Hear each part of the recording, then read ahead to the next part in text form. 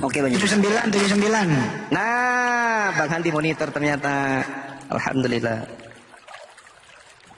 Nah tuh, 79 tuh. Oke. Iya. Jadi Bang Juma, di dalam Iya. Kristen itu kan namanya Yesus. Kata Bang Juma sih Rama. Kenapa di dalam Al-Quran itu namanya Isa? Oke, baik. Jadi gini, Bung. Yesus itu adalah nama palsu. Yang benar itu adalah Isa, itulah yang benar. Yang benar itu adalah Yusua, itulah yang benar. Yang benar itu adalah Iso. Yesus itu nama palsu. Maria, dalam hal ini Miriam, panggilan orang-orang pada masa itu Miriam, itu sudah pasti tidak menamai anaknya dengan nama penjajah. Itu sudah pasti. Selayaknya pribumi Indonesia yang lagi dijajah oleh Belanda, mereka yang dengan setia dengan bumi pertiwi, yang membela kedaulatan bangsanya, tidak mungkin kemudian begitu anaknya lahir memberikan nama anaknya dengan nama Belanda, Gilbert. Tidak mungkin. Tidak mungkin. Karena nama penjajah itu, ya namanya juga adalah penjajah. Pasti tersakiti orang yang dijajah. Bagaimana mungkin orang yang tersakiti mengambil nama penjajah untuk menggunakan anaknya? Yesus itu nama orang Roma, nama orang Yunani, penjajah pada saat itu. Mustahil seorang Miriam memberikan namanya dengan nama penjajah kepada anak sematawayang. Maka benar namanya adalah Iso atau Isa atau Yusua. Bukan Yesus. Itu nama Yunani itu. Oleh karena itulah kemudian ketika dikatakan di dalam Al-Quran namanya adalah Isa putra Maryam, maka itu lebih dekat kepada bahasa yang digunakan oleh orang-orang Yahudi, yaitu bahasa Ibrani, bahasa Aram. Bukan bahasa Yunani, bahasa penjajah. Nah, jadi kalau dikatakan kenapa Isa? Karena memang itu nama. Keturunan Abraham menggunakan 3 bahasa. Ibrani, Aram, dan Arab. Mustahil menggunakan nama penjajah. Yesus, Saulus, Petrus, Andrianus, Martinus, Martes, gak mungkin. Ya, Perdedes, gak mungkin, gak mungkin. Nama-nama Zeus itu ya adalah nama orang Roma, orang Yunani. Panus, Kuraps, gak mungkin pakai nama-nama gitu. Gitu ya, Bung. Oke, Bang Juma. Oke. Ah, Terus gini, kalau saya kan masuk Islam, terus apakah saya ada jaminan untuk membawa orang tua saya untuk ke surga? yes. Al-Quranul Karim mengatakan dengan sangat jelas dalam surah Ar-Ra'd ayat 23. Apa kata Allah di sana? Jannatu adni yadkhulunaha wa man salaha min abaihim wa aswajihim wa zurriyatihim wal malaikatu yadkhuluna alaihim min kulli bab. Al-Quran mengatakan itu. Ini adalah legalitasnya.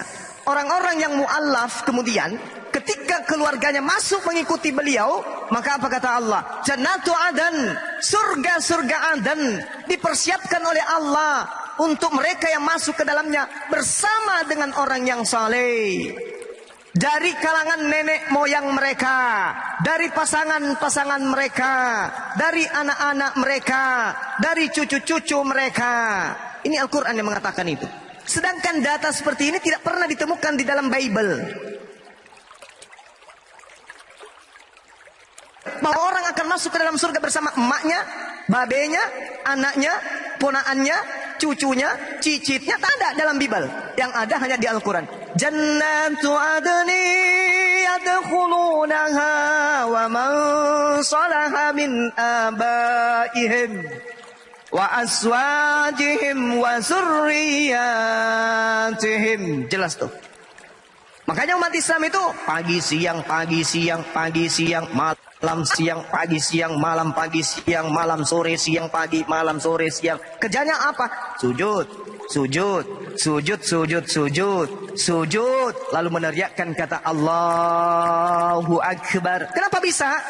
jannatu adni yadkhulunaha wa man salaha min abaihim wa azwajihim wa zurriyyatihim. Mereka sekeluarga berbondong-bondong memuji Allah, dari istri, dari ayah, dari ibu, dari kakek, dari anak, semuanya berbondong-bondong sujud kepada Allah. Kenapa? Mereka ingin meninggalkan dunia, masuk ke dalam surga bersama-sama dengan orang-orang yang dicintai. Di Kristen ada nggak dalil kayak begini?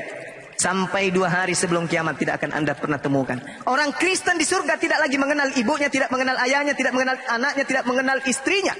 Padahal keberadaan kemudian umat manusia di atas muka bumi ini, apa kata Allah? Baik di Bible maupun dalam Al-Quran. Beranak cuculah, berkasih sayanglah, Ar-Rahman Allamal Quran.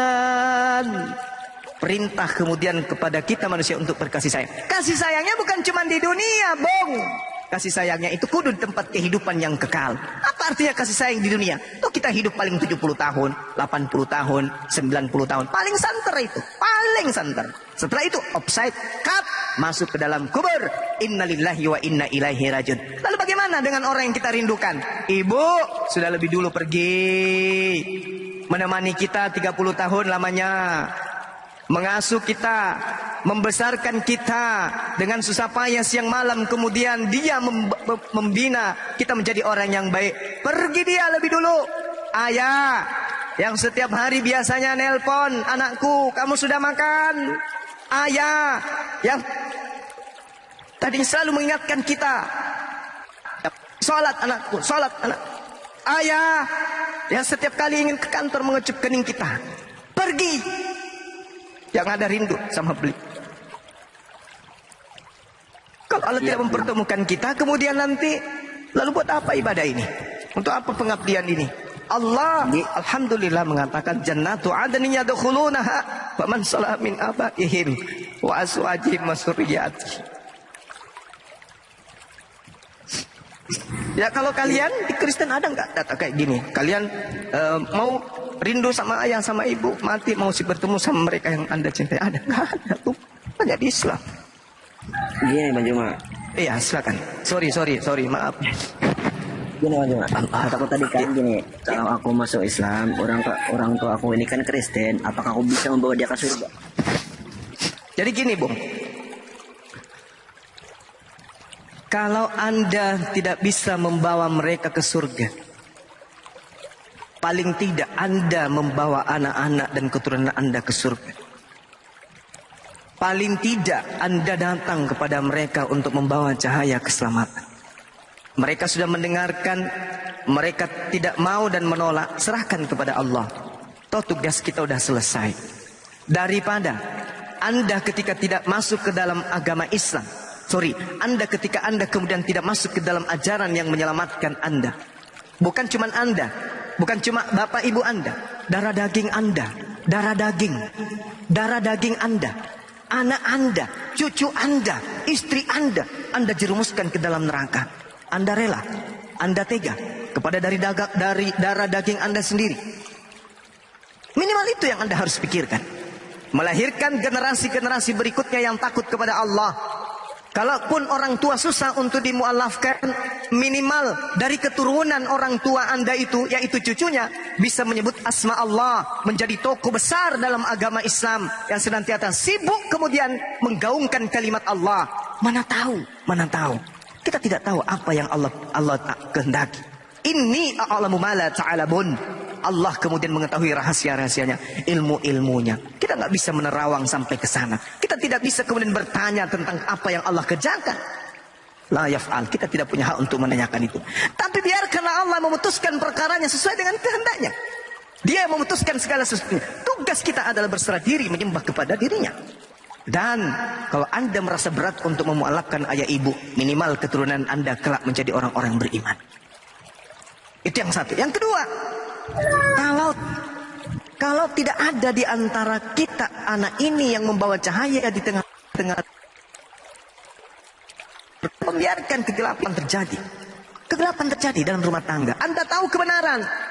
Anda sudah mengetahui dan menemukan jalan kebenaran, yaitu jalan orang-orang yang beri nikmat keselamatan kepada mereka. Bukan jalan orang yang diburkai, bukan orang yang sesat, tetapi jalan orang yang diberi nikmat keselamatan. Anda sudah tahu itu, tetapi Anda tidak melangkah ke sana, berarti sama halnya Anda masuk ke dalam kategori zalim. Wa man azzamu mimman iftara 'ala Allahil kadhiba wa huwa yud'a ilal Islam.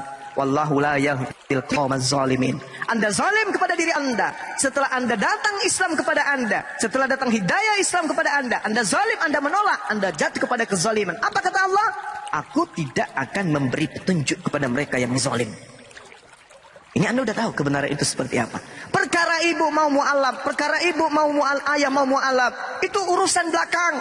Yang penting Anda dulu masuk ke dalam kendaraan yang mengantar Anda sampai kepada keselamatan. Habis itu jemput orang tua. Katakan inilah agama yang benar. Memperlihatkan akhlakul karimah, memperlihatkan etika Islam, attitude Islam, akhlakul Islam. Anda perlihatkan kepada mereka. Mereka tertutup mata, mereka tertutup kuping. Serahkan kepada Allah. Berdoa kepada Allah siang malam. Ya Rabb, lembutkan hati kedua orang tua saya, ibu saya untuk menerima hidayah Islammu. Silakan. Kalau sekarang Anda belum bisa berdoa, kenapa Anda belum masuk dalam kategori fitrah? Masuk dulu ke agama fitrah. Baru kemudian Anda doakan orang tua saudara. Ya Rabb, malam ini aku ingin menggodamu ya Allah. Ya Allah, aku ingin menggodamu ya Allah. Tolong lembutkan hati ibuku untuk menerima agamamu ini ya Rabb. Anda kalau serius berdoa seperti itu, ya, karena saya banyak memualafkan orang. Anda kalau serius berdoa seperti itu, yang terjadi apa? Orang-orang yang saya syahadatkan itu datang kepada Bang Suma. Bang Suma, gimana dek? Mama sudah mualaf? Belum bang. Tapi kamu sering doakan? Iya bang. Lalu apa ciri-ciri dari orang tua? Apa kata teman saya tuh? Dia katakan gini. Saya masih ingat kata-kata beliau.